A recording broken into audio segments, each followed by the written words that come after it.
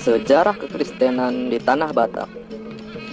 Suku Batak adalah suku bangsa yang menempati wilayah utara Pulau Sumatera. Suku Batak merupakan salah satu suku di Indonesia yang mayoritas beragama Kristen. Jika dipersentasekan, orang Batak beragama Kristen mencapai kurang lebih 80%. Saking besarnya, suku-suku lain sering menganggap orang Batak pasti Kristen. Banyaknya orang Batak yang beragama Kristen adalah peran dari para misionaris di zaman kolonial dahulu. Namun, keberhasilan misionaris mengkristenkan suku Batak tak semudah yang diperkirakan, karena harus berhadapan dengan adat serta aliran kepercayaan yang dianut orang-orang Batak pada saat itu. Ditambah lagi dengan sifat orang Batak pada masa itu yang terkenal sangat tertutup, barbar. Di dalam penginjilannya, bisa dibilang terbagi dalam beberapa kali misi penginjilan. Pertama, penginjil dilakukan oleh utusan pekabaran Injil Baptis di Inggris. Tepat pada tahun 1820, Inggris mengirim 3 utusan pekabaran Injil, yaitu Nathan Ward, Evans, dan Richard Burton. Pertama sekali, mereka dikirim ke Bengkulu untuk melakukan misi penginjilan. Karena beberapa hal, Raffles yang saat itu menjabat sebagai gubernur menyarankan supaya mereka pergi ke utara, ke daerah tempat tinggal suku Batak yang masih menganut paham animisme. Burton dan Ward, menurut petunjuk Raffles, pergi ke utara. Awalnya mereka melakukan misinya di daerah pesisir. Namun karena daerah pesisir sebagian besar masyarakatnya sudah menganut agama Islam, mereka memutuskan untuk masuk ke daerah yang lebih dalam lagi. Pada tahun 1824, mereka sudah memasuki daerah Silindung, wilayah suku Batak Toba. Saat mereka tiba di Silindung, mereka diterima dengan baik oleh raja setempat. Namun, perjalanan penginjilan mereka terhenti ketika terjadi salah paham dengan penduduk. Penduduk menjadi tidak suka hal ini. Karena itu, para penginjil tersebut diusir. Kandaslah misi penginjilan tanah Batak yang pertama kali.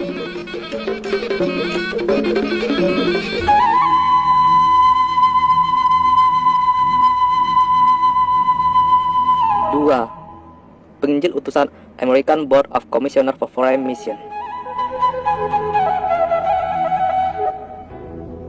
Pada tahun 1834, 2 orang Amerika, yaitu Monson dan Lyman, yang merupakan utusan gereja Kongregasionalis Amerika, mereka tiba pada tanggal 17 Juni 1834 di Sibolga dan menetap beberapa hari di sana.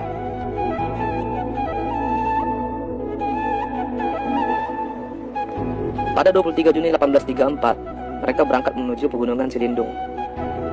Dalam perjalanan, ketika tiba di pinggir lembah Silindung pada malam hari, mereka dihadang, ditangkap, dan dibunuh di dekat Luwu Pining.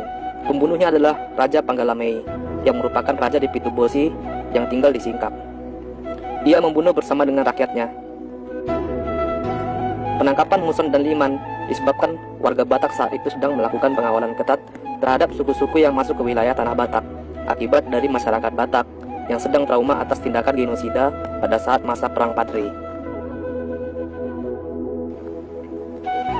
Raja-raja Batak saat itu memerintahkan menangkap dan membunuh suku-suku asing yang tak bisa berbahasa Batak. Akibat minimnya pengetahuan Muson dan Liman, baik kepada budaya maupun bahasa Batak, mereka pun akhirnya dibunuh dan mayatnya dimasak serta dimakan bersama-sama rakyatnya di tengah-tengah pasar. Maka kandaslah misi penginjilan yang dilakukan Muson dan Liman.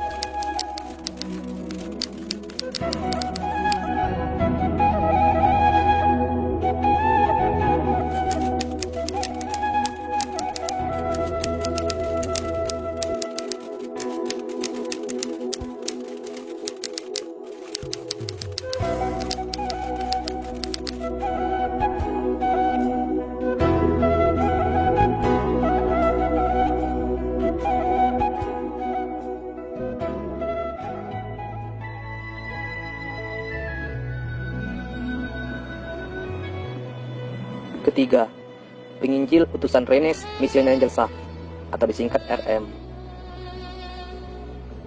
Pada tahun 1840, seorang ilmuwan berkebangsaan Jerman, Franz Wilhelm, melakukan perjalanan ke daerah Batak dan kemudian menerbitkan karangan tentang suku Batak. Dalam buku tersebut, Jung Hoon menasihatkan pemerintah kolonial untuk membuka jending Kristen guna membendung pengaruh Islam di bagian utara Pulau Sumatera. Karangan tersebut sampai ke tangan tokoh-tokoh lembaga Alkitab di Belanda hingga mereka mengirim seorang ahli bahasa bernama Neubronner van der Toek untuk meneliti bahasa Batak dan untuk menerjemahkan Alkitab. Van der Toek adalah orang Eropa pertama yang menatap Danau Toba dan bertemu dengan si Singamangaraja. Dia merasa senang berkomunikasi dan menyambut orang Batak di rumahnya. Van der Toek memberi saran supaya lembaga jending mengutus para penginjil ke Tapanuli langsung ke daerah pedalamannya. Pada tahun 1857, pekabar Injil D. Van Asselt, utusan dari jemaat kecil di Ermelo, Belanda, melakukan pelayanan di Tapanuli Selatan. Ia menembus beberapa pemuda dan memberi mereka pengajaran Kristiani.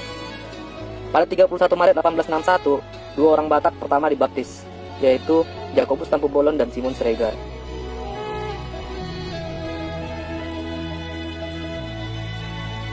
Pada tahun yang sama, tepatnya pada tanggal 7 Oktober 1861, diadakan rapat 4 pendeta di Sipirok yang diikuti oleh 2 pendeta Jerman dan 2 pendeta Belanda. Mereka melakukan rapat untuk menyerahkan misi penginjilan kepada RM. Dan hari tersebut dianggap sebagai hari jadi berdirinya Udah Kristen Batak Protestan.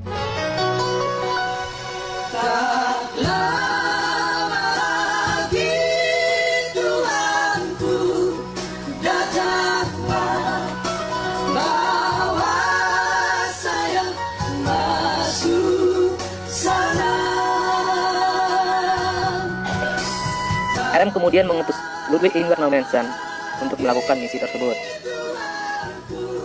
Nommensen yang belajar dari pengalaman penginjil sebelumnya memutuskan untuk menetap di Barus beberapa saat untuk mempelajari bahasa dan adat Batak serta Melayu.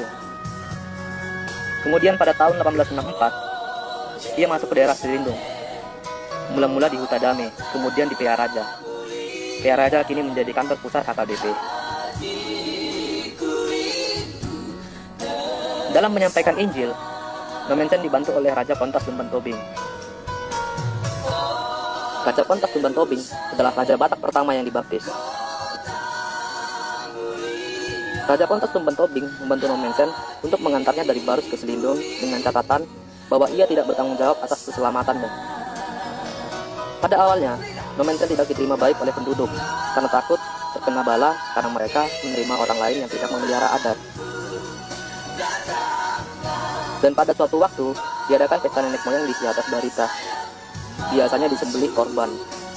Saat itu, sudah kerasukan roh, si Baso atau pengantara orang-orang halus menyuruh orang banyak untuk membunuh Nommensen sebagai korban. Yang pada saat itu, beliau hadir di situ. Dalam keadaan seperti ini, Nommensen hadir ke permukaan dan berkata kepada orang banyak, "Roh yang berbicara melalui orang itu sudah banyak memperdaya kalian.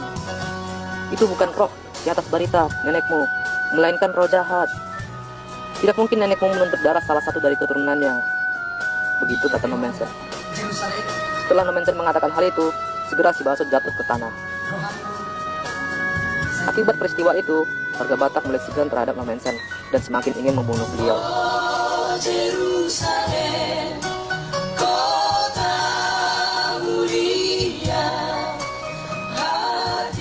Dalam menghadapi keadaan yang menekan, Nommensen tetap ramah dan lemah lembut, hingga lama-kelamaan membuat orang merasa enggan dan malu berbuat tidak baik padanya. Atas dasar kebaikan tersebut, akhirnya warga-warga sekitar mulai menjadi pengikut Nommensen dan dibaptis menjadi beragama Kristen. Suatu keberhasilan yang dilakukan Nommensen membuat misi penginjilan semakin mudah dilakukan dan semakin menyebar sampai ke tanah Simalungun, Karo, Pakpak, dan lain-lain.